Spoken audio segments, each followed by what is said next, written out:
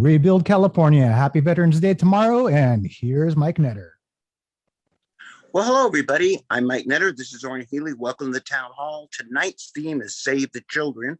And almost in honor of this, I'm actually doing it from a children's school here in Roseville called the Academy, where Eric Early is speaking. So again, I'm a road warrior. We're having a little bit of technical difficulties. But we've got a lot to talk about tonight to cover. First off, our missing governor, and we're having an exciting show for you tonight with a special guest who I see just came on here. But Orrin, I'd like to talk a little bit about our governor, if you don't mind. Where do you think he's been? Well, regardless of where he's been or which of the rumors that have surfaced are the reason for his absence, the major concern that I have is that you have a governor of California, which is a state in a state of emergency, who went MIA for 2 weeks, unexplained and unannounced, just disappeared off the map. Nobody heard from him, nobody saw from him, and he just fell off the map. And I don't care, in normal times, that's unusual and it's not normal. But during a state of emergency that he claims we're in today, it's unacceptable for the leader of a state as big as California or any government official to just fall off the map. Well, we asked for accountability and transparency from our state leadership. That's one of the things we asked in the recall. You think Gavin Newsom would be accountable? You think he would be transparent about what he's been doing? And to Orrin's point there, Koulakis, which for everybody out there is not a Greek pastry, but a lieutenant governor, happens to be overseas. So if Gavin's a little out of pocket, I'm slightly confused as to, in this state of emergency, who is actually running California. And Orrin, let me ask you a question. You have kids, we all have kids. This is what the show's about, Save the Children. I don't ever remember when my kids are young taking 13 days off for Halloween. And let me continue one more second on that. Gavin claims he went trick-or-treating with his kids, and I'm trying to envision this.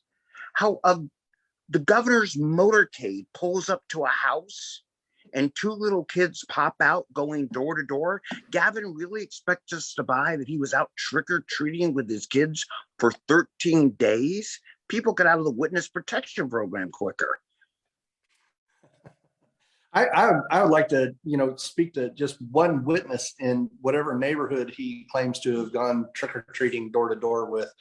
There's a lot of different ways of doing what they're doing. Maybe they did it was in-house, or I'm not going to question that if that's a family matter. But what I am going to question is his leadership during a time of crisis and his unexplained disappearance. For whatever reason it was, whether or not he had Bell's palsy from the vaccine, or if he was, there's a lot of different rumors that have surfaced. And one thing that I want to stress to people is, there were outlandish rumors as to why he had disappeared. And I just want to say, stay above the fray. Try not to speculate on certain things like that, but stick to the facts. And the facts are, it's unacceptable behavior for him to disappear and to abandon his post. He abandoned his post for 2 weeks while the lieutenant governor was out of country. As you said, who was running the state during that time?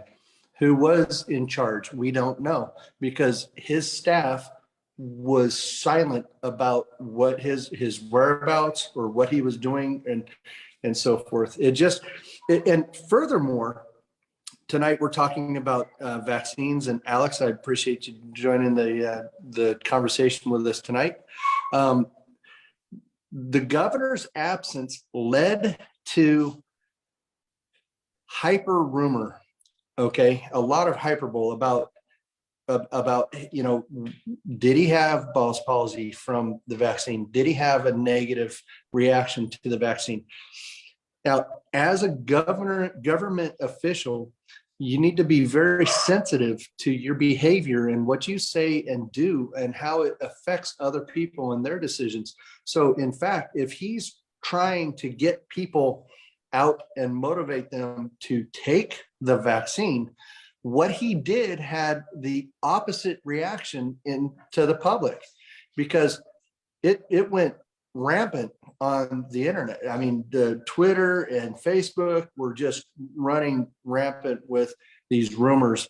And, you know, he caused a lot of undue concern among people who he may have wanted to take the vaccine, who's no longer interested in taking the vaccine because now they're suspicious, and even more so that he's added to that suspicion because of his behavior.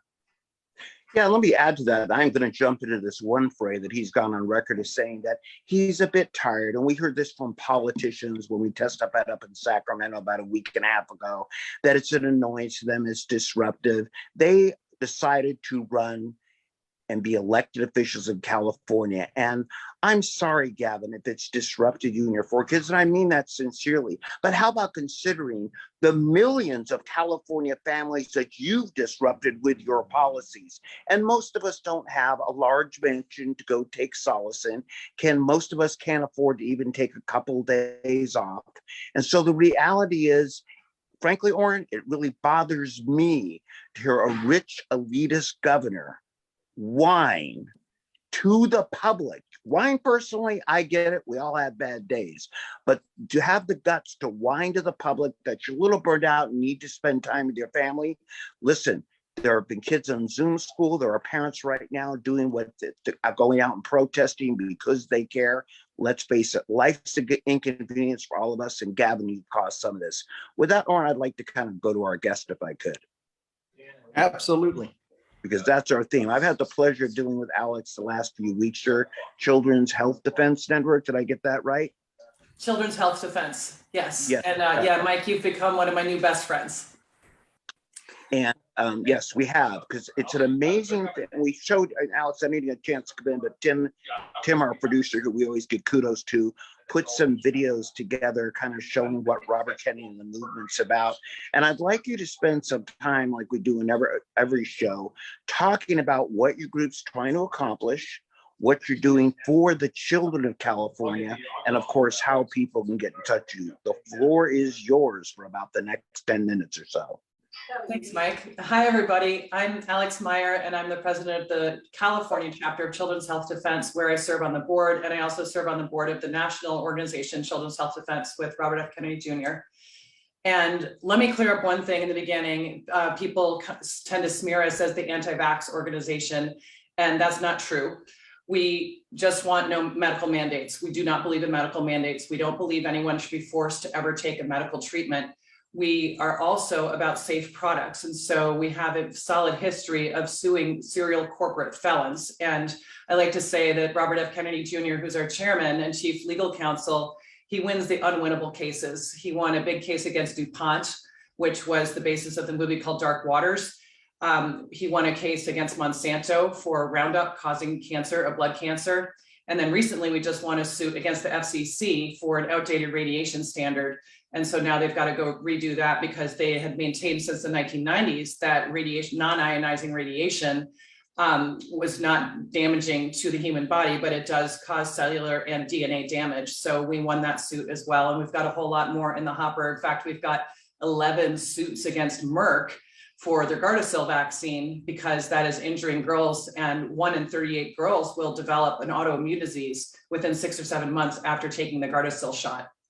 So we are there as the watchdogs, and there are checks and balances in this world, and we are part of those checks and balances to make sure that our corporations are as honest as possible and the public is as protected as possible.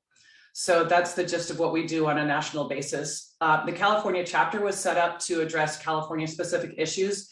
And I'm really proud to say that our executive director, Denise Young, is our only fully paid employee. And we look a lot bigger than we are because she has grown this organization to be more than 150 fully vetted volunteers who are actually professionals. These are not like letter lickers and stamp putter honors.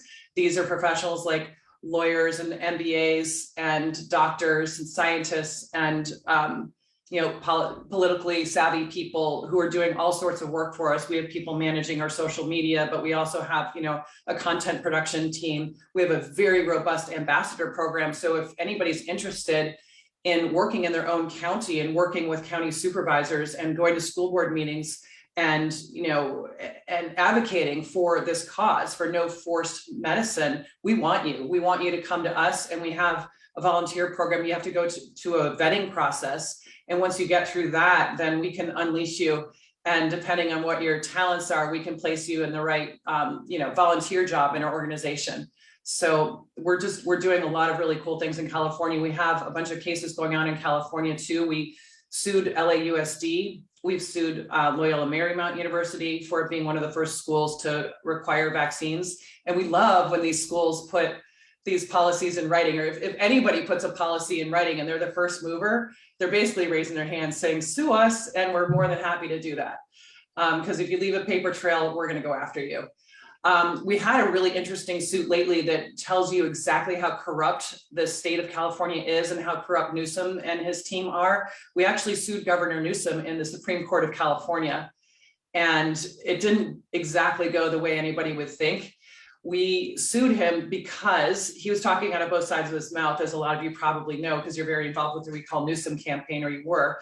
And on the one hand, he's saying it's an emergency, we have to stay locked down. But then there's all these lawsuits from people in the spring and summer saying, hey, you really harmed my business. And then he said, oh, those cases are moot. It's not an emergency anymore. So we had all that in writing. We said, all right, well, let's take that to the Supreme Court of California. Which is it, Gavin Newsom? Is it an emergency or is it not an emergency when it's convenient for you? And you're not going to believe the outcome of this case. Okay. Newsom and his team had 10 days to respond. And on day 7, the Supreme Court got back to Children's Health Defense and dismissed the case without reviewing it. So Gavin Newsom's team never had to respond. So we never got any response from them. We never got any discovery. And it was basically thrown out. But we took that as a signal that we need to try again and to go into a lower court. So we took that as a message to us, okay, keep going, take it into a lower court in California. So we are going to do that.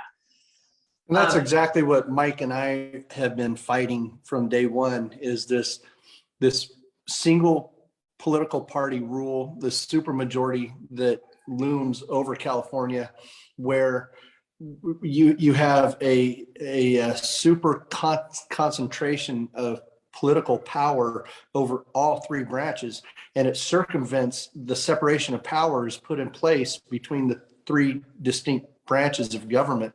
And when you have a judicial branch that is basically, acting as an activist on behalf of the governor and dismissing cases without even reviewing them, that's where we run into problems. And that's why we, the people, have to maintain our ability to recall these government officials who are elected to office. And we can actually recall those judges who are misbehaving and using the bench to as a activist pulpit rather than what their position was intended to be.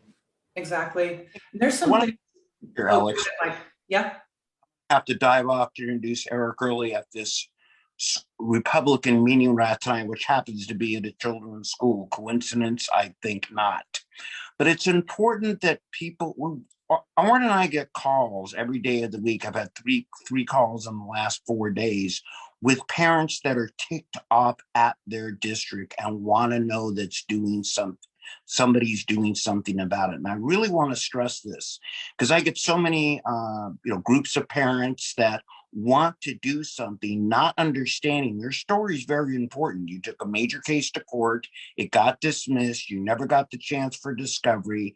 And I want people to know that they should watch your organization for what they're doing rather than trying to gather the resources, time, and frustration. I want to be careful how I say this, but be direct, to try to file their own lawsuits, because it's difficult and relatively hard to do and requires resources and attorneys.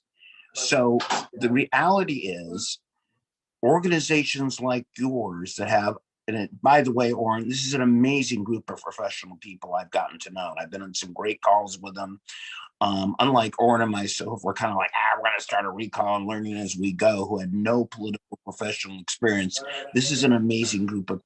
For the public out there, pay attention to Alix and her organization. They are cutting the path for fighting against these school districts. And it's important. I want to make sure before I've got to run to Alix that you get the chance. Remember to say about what you're doing, for example, or participating in on Thursday, which is tomorrow. This is an example of an organization of people stepping up, Oren, just like you and I did in the recall of Gavin Newsom. Mike, you have a great night. Thank you. And, if you can come back and join us before the end of the show, we'd love to hear back from you. I will do my best. I've got to go on stage in a couple of minutes. Alix, I'm going to leave you in Oren for a few minutes. He's kinder and gentler than he looks. Everybody out there. Okay, thanks, Mike. Well, maybe. You're the best. Mike just keeps me laughing from the first call where I ever met him. I was like, is this a comedy show? I'm not really sure. Is this work or comedy? It's awesome. No, neither are we. Mike is a ball of great one-liners. Yep. So I did want to mention something, having been involved with the political process when it comes to vaccine safety for quite a while in California now, and being very involved with the COVID and lockdown since the beginning, like everybody. I've noticed there are a few things that I feel like everybody needs to do. One is, like, people like us need to run for office. We can't just vote these people out. Everybody's got to run for office. And whether you want to be on your school board or your board of supervisors, whatever it is, we have to get our people in there. And then I also noticed there's three tools that they're using right now to kind of lord over us. And one is this idea of the unelected public health officer, who's somehow been deemed with this magical power to economically run a county. I think that position should be an elected position as opposed to an appointed position, because right now that person's appointed by the board of supervisors in each county, and they should have a one-year term. So this can never happen to us again. They can never be imbued with that power again if they're elected and they only have one-year terms. And then one of the other things that they do to us in Sacramento is they have a little process that you guys are probably familiar with on bills called gut and amend. And that means they could take, for example, recently a transportation bill, and they gut it. And then at the last minute, the 11th hour, they put in vaccine clinic bills, so that you can't even go within 30 feet of a vaccine clinic. And that got pushed through. So literally, if somebody's got a box of COVID shots and a 10 by 10 tent, they can go put that down somewhere and call it a vaccine clinic. Then you can't legally approach them. I mean, it's insane. And then the third thing I want to say is that they have a little trick that they use on the committees called yank and replace. And so if a vote on a committee isn't going the way they want it to go, they'll yank the members, adjourn, and then come back with new members who they know are going to vote the way, the leader of the committee wants a couple of weeks later. And so I really think a group like yours really needs to be looking at these things, because I've found that those are the biggest tricks they pull to push through the absolute worst things for the people. So I want you guys to be thinking about that. We absolutely do. As a matter of fact, Mike, Eric, and I recently testified in a joint Senate and Assembly hearing regarding the recall process.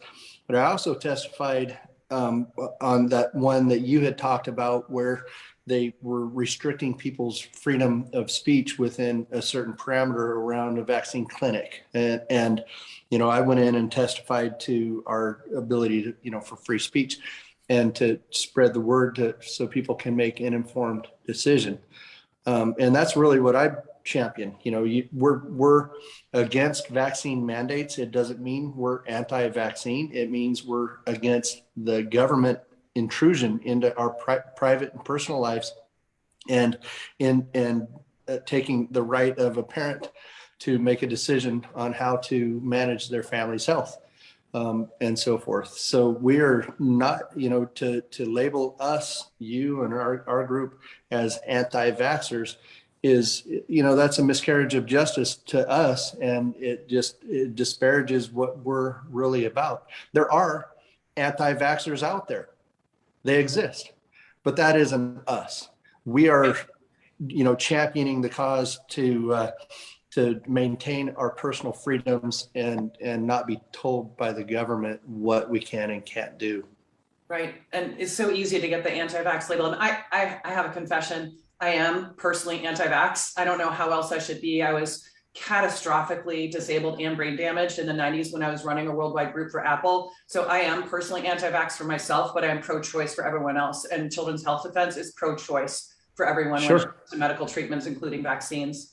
So Mike had asked about our ambassador program and then about what we have going on tomorrow. And so at the ambassador program, we have meetings every Tuesday of every week to train people how to speak to their legislators, their board of supervisors, the boards of education, the PTA, and we have different material. I think things change on the half hour with COVID and lockdowns especially. So I mean, it's always fresh every week. So any of you, you're so politically active already. If you go to our website, which is ca.childrenshealthdefense.org, and then go to our volunteer section, if you click on volunteer, you can start the vetting process. And if you want to become an ambassador in your county, we need a whole lot more of you. So please join us. We would love it. May I ask Steve, could you do me a favor and put that website up in the chat? I can do that right now. I see it right there. Okay. Absolutely. And what's going on tomorrow? Tomorrow is going to be amazing. So that's what I've been doing all day, is working on tomorrow. And so Lee Dundas, do you guys know who she is? She's an attorney, human rights attorney. Okay. Yep. She's a good friend and colleague of ours. And she started to have all of these groups involved in transportation come to her who really didn't want to be forced to have COVID shots. So I get it backwards. Union Pacific, there's Pacific Union, the realtor in California, but there's Union Pacific, which is the railroad. And that's the railroad from the Mississippi all the way west. They control every railway in that region. They came to Lee Dundas and said, hey, 70% of us are unvaccinated and we don't want the shot. And then another 20% got the shot and they didn't want it. So there's 90% of us who do not want these mandates, and we're going to walk out. We're going to walk out this week, actually, the 8th to the 11th, because if we walk out that week and products and people can't move around the United States, then we can disrupt the supply chain in time for Black Friday, so that grandma in Montana might not have her cranberry sauce. And this is going to be painful for everybody in the United States to see what it's like to have people they count on to go on strike. And what happened after that was nothing short of miraculous. All these other transportation groups started coming to Lee, and probably 2 or 3 dozen of them came to her and said, we're going to walk out also. And it is actually illegal for them to go on strike. So they just all told her, we're going to walk out. And then we got BNSF, which is the railway that's east of the Mississippi. So like the entire railway in the United States, airlines, truckers, longshoremen, teachers, everybody, healthcare workers, everybody you could possibly think of who is unionized or blue collar, or they're really everybody involved in moving people or products around the country, whether it be by air, land, or sea. They all came to Lee Dundas. And so a lot of them are not at work this week, and we're going to start to feel the pain in our supply chain and in our economy pretty soon here. And I know that there were already some flight disruptions. I think it was like Delta and Southwest. And there are other reports that we got of the ramifications of this that are already being felt, but it's really designed to be felt in a couple of weeks. When the supply chain is disrupted now, it'll really be felt at the storefront level. Stock up right now. You already noticed the stock market crashed way down today, and they blamed it on interest rates, but I don't know, maybe it's because of these walkouts and they know these products and people aren't being moved around the country. So tomorrow we decided, in support of this whole walkout, it culminates tomorrow on Veterans Day, that there would be a big protest, and Children's Health Defense is one of about 50 organizations participating in that. And at the base of the Golden Gate Bridge at something called the Roundhouse Cafe, a bunch of people are getting together. We have amazing speakers. We have speakers from every walk of life. You won't believe this, but we're actually partnering with a guy named Hawk Newsom, who is the founder of Black Lives Matter Greater New York. And he's not affiliated with the bigger Black Lives Matter organization, but he is for vaccine choice. And so we're flying him out to speak tomorrow. And we're flying out Dr. Emmanuel from America's Frontline Doctors. There's a family from Cuba who was oppressed under communism there, who somebody's going to come speak from that family. And Lee is going to speak. I'm going to speak. There's just going to be this amazing array of speakers tomorrow, and then we're going to peacefully walk the bridge. And the key to what we're doing tomorrow, as always, it is peaceful. It's peaceful. We're going to make our voices heard. We have media coming. But this is our one big chance to make our voices heard and really support the blue collar workers who support us.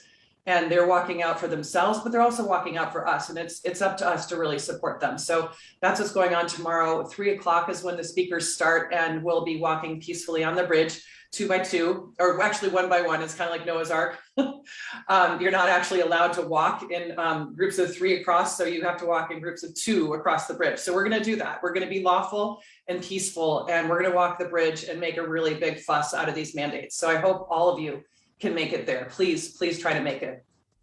That sounds like it's going to be amazing, and what a wonderful day. I hope the weather holds out for you, and everybody minds their manners while they're on the bridge, and nobody does anything funny. So, and you guys have the First Amendment right to assemble and to petition your government with your redresses and to speak out. So you're merely just expressing your constitutional rights that you're granted in this country. So good job. And hopefully, like I said, everything I would love to make it out there tomorrow, and we'll see where my path takes me. Please do. We'd love to have you. Absolutely. Sounds great. It's amazing that the truckers and everybody are coming out, and even the people that I know, being in law enforcement, it was illegal for us to strike. So there was something called the blue flu. So, people would get, on a particular day, we may all just be sick, and then management would have to go out and take care of whatever, business needed to be done that day. I drove by a major Kaiser hospital today in Roseville on my way to this meeting, and their service workers were out on strike. And from what I learned, the nurses have joined alongside them in a sympathy strike. So basically they're saying, if you release us from work, then we're going to be short-staffed, and then patients are going to be, they're not going to be able to manage their workload. So right. People are putting their foot down, and I think that it's human nature when you know that the ocean is missing a wave or missing a beat, there's something amiss in the world around us, and there's no convincing us that it's going to be anything different. So, we're given a God sense of, our sixth sense of survival. And we're given that sense of something's amiss, something's not right. And, you just feel something's out of place. And that's the way it is with this vaccine with a lot of people. And it's supported by a lot of science. So, it's going to be a long time before we know the true damage that has been done. That's absolutely right. Yeah, and there's short-term damage, which is the temporal damage, and there's latent damage. I mean, there's 3 ways you can be damaged down the line, and a couple of them are dependent on re-exposure to the COVID virus, SARS-CoV-2, the virus that's said to cause COVID symptoms. And some of them aren't dependent on being re-exposed at all. Like there was a mouse study by Bart Klassen published this year, and it showed that in the equivalent of 1.5 human years, 95% of the mice developed prion disease, which is the same as mad cow disease or Creutzfeldt-Jakob syndrome. So, I mean, it's pretty scary. It's pretty scary what awaits people down the line. Yeah, no kidding. All right. Anything else from the Children's Health Defense? Well, just we appreciate everybody's support, and if you can get the word out about tomorrow and come, that would be amazing. We actually have buses that are leaving from long-term parking at SFO, and also in Emeryville. I can't remember. I think behind Nordstrom Rack. That just came up today, so I'm not very well versed in where the buses are going to be. But go on our website, and we just sent out an email today about the busing and showing up tomorrow. It starts at 3 o'clock. At the Roundhouse underneath the Golden Gate Bridge, and you should be there. I did see a news article that came out about Emeryville, and I would caution anybody that wants to park there, but you got to get there somehow. Yeah, don't leave anything. And there is a wonderful Bay Link ferry that you can take from Vacaville over to San Francisco, and then you could take public transportation up to your venue. So Yeah, parking's a little bit tight. That's why we're offering buses. Absolutely. Very good. Is there anything from Tim's Corner? Oh, tonight? Tim's Corner has a little something. As you guys were talking about, with something that I'd consider government overreach. Yesterday, they were having a hearing to chip away at our First Amendment rights here on social media platforms. They were talking about misinformation, exploitation, harassment, and radicalization.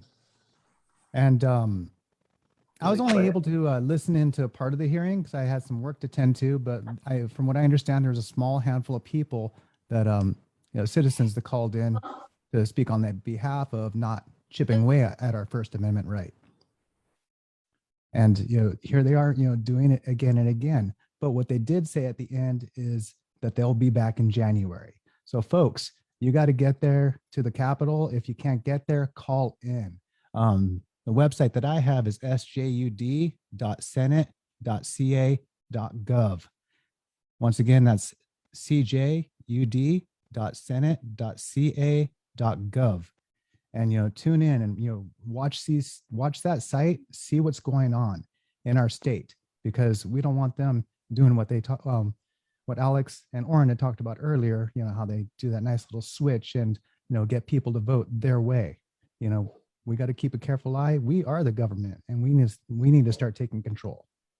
And I think, Tim, to your point, I think that we need to have Andrea come on and give us a weekly or a monthly update as to what bills are going through, because there's some First Amendment censorship bills that are being pushed through right now. They're holding hearings on misinformation and what is misinformation, and they're coming to the point where they decide what we get to say and do in public space. Well, and they did not give a definition on social media, so that can be anything from internet relay chat, what they had in the 80s and 90s, all the way up to YouTube, Vimeo, Facebook, Gab, all of the social media platforms.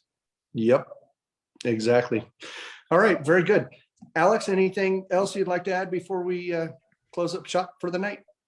Oh, you're so nice to ask. I'm just really impressed with your organization and how effective you guys were on the recall. I mean, if this were an honest state, we would have had a different outcome. So thank you for all your efforts. I mean, it was the biggest thing we wanted to support as Children's Health Defense all the way up to the recall. And that's just every day we talked about the recall, that everybody had to do that as their number one thing. So thank you for leading the way. Absolutely. And there's still a lot of work left to do. We are now rebuildcalifornia.com, and we're going to be championing several initiatives as we go forward. Issues like what you have going with the children's health. Say it again, children's health defense. Yeah, people bundle it all the time, but it's children's health defense. Yep. Very good. And I don't want to say what was on my mind because it'll confuse people, but children'shealthdefense.org. All right. I actually put it by Alix's name on the. I saw that. Very good. All right, folks. Anything else to add, Tim? Not that I can think of at this time. Nope. Tune in next week. And God actually bless everybody. Sunday, catch the early edition on KRLA, AM 870, I believe. It is. You can go to Eric Early's page on Facebook and look for an announcement. And you can watch it live. Yes. Very good. All right, folks. Have a good night.